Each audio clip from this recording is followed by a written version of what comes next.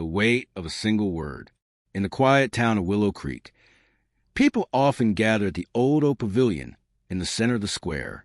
On one golden autumn afternoon, a respected teacher named Elias Gray stood before a small crowd. His voice was calm but full of conviction as he spoke about the hidden power of words. He told them that words were more than mere sounds. They could shape our thoughts, stir our emotions, and even alter the course of someone's life. The audience listened in silence, every eye fixed on him. Suddenly, a tall man with a rugged face, Daniel Cross, stepped forward from the crowd. "This is nonsense," he interrupted.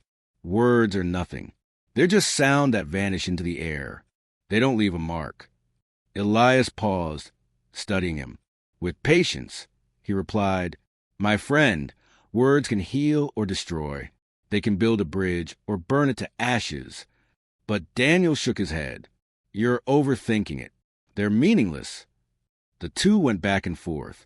Elias used stories, logic, and examples. Yet Daniel refused to bend.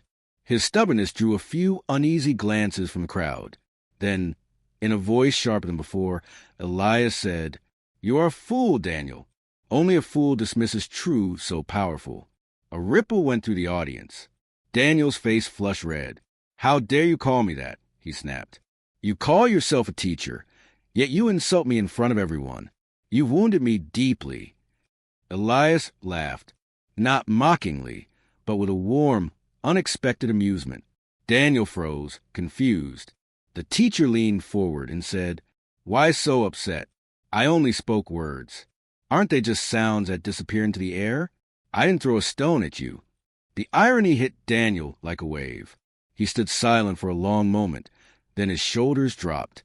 "I understand now," he admitted, bowing his head. "Please forgive me."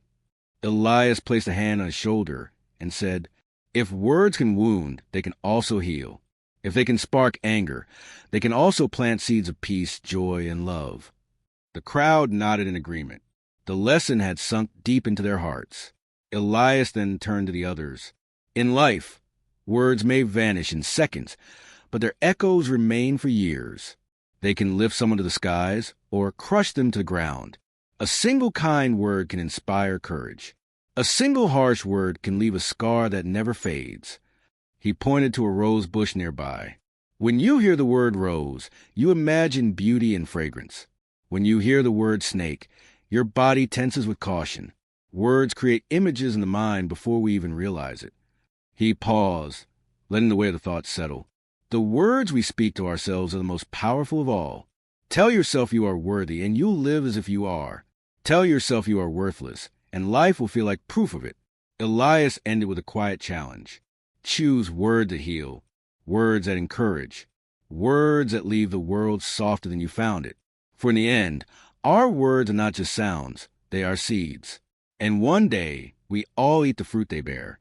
That day, in Willow Creek, no one left without thinking twice before speaking again.